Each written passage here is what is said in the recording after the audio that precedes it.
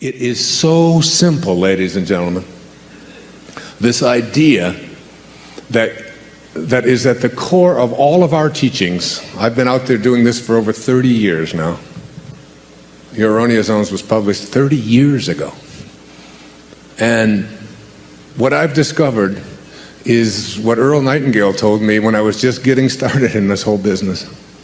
When something called the strangest secret. We become what we think about all day long. We become what we think about all day long. But more than that, understanding that your thoughts are real, that they have an impact. Isn't it conceivable that your thought can have an impact on whether or not you can attract what you want into your life? That you can extend it out into a universe which is perfect, which has no need for you to interfere with it, which is always doing exactly what it is supposed to do. No restrictions on it. And it always has been doing it, and it always will be doing it. And everything that you're going through, it's all part of the perfection of all of this. That you are not any of the things that you've come to believe that you are. You're not what you have, you're not what you do, you're not your reputation. You spend a whole lifetime working on understanding that. I'm looking at the things that we believed in the morning of our life. What we were taught, what we were told when we came into this world. What you were told was important for you to do. It's important for you to go to school. It's important for you to get good grades. We throw this stuff at our children. We throw it at ourselves. It's important for you to look a certain way. It's important for you to make the team. It's important for you to defeat somebody else. It's important for you to make a lot of money, to advance in your profession. It's important for you to be a good daughter, to be a good mother, to take care of your family. It's important for you to have goals.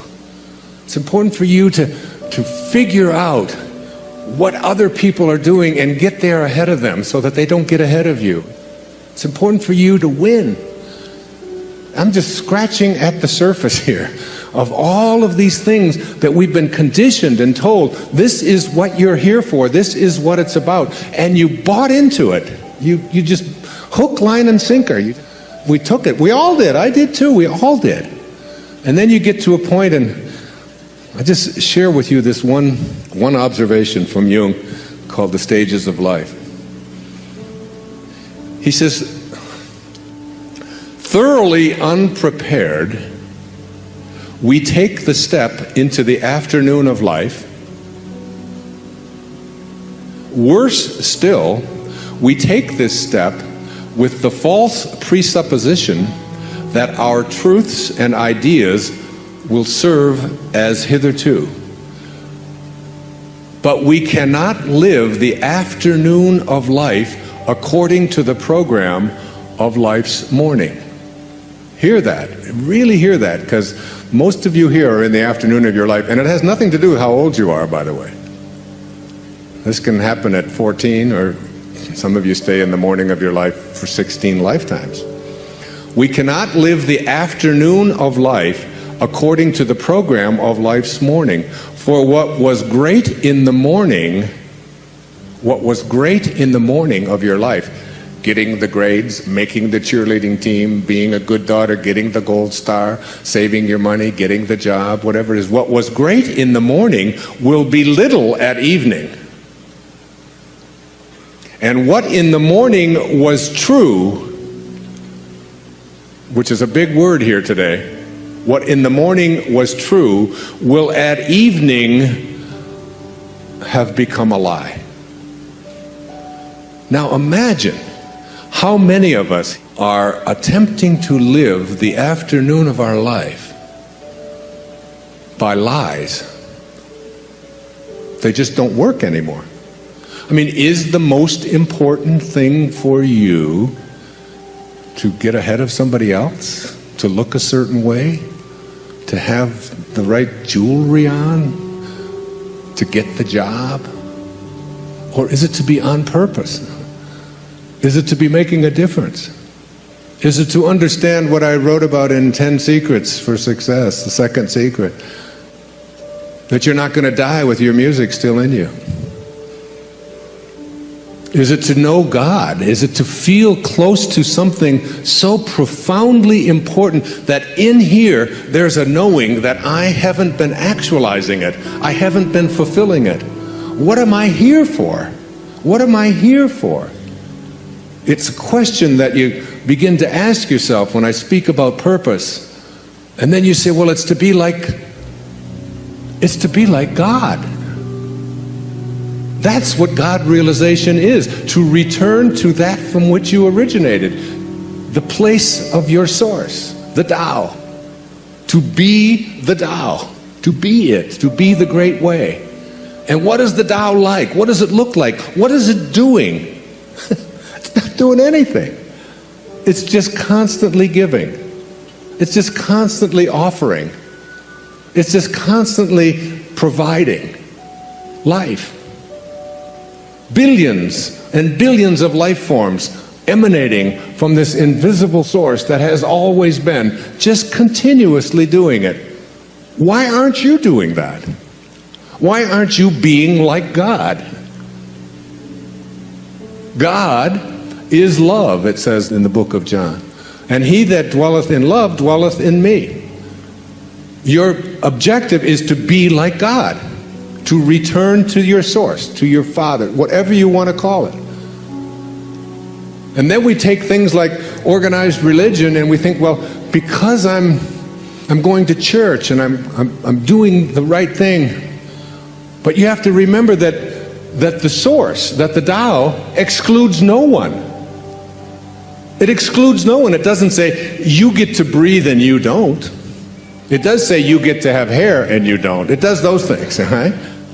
But it doesn't say you get life and you don't. It says it's for all of you, you're all one. And then we take organizations that say only you get to get in. Only if you believe this way do you get to be part of God. But that's not of God. So any thought that you have that excludes anyone is not a thought of God, it's not a thought of Tao. And that's why the number one source of conflicts on our planet today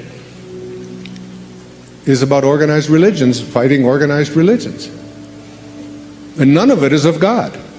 Anything that divides us weakens us. Anything. Any thought that you have that divides you from somebody else, that makes you better than somebody else, that says this, any judgmental thought at all like that is not a thought of source. And the minute that you leave source, you lose the power to manifest. You lose the power to attract into your life what you want. You have moved away from source.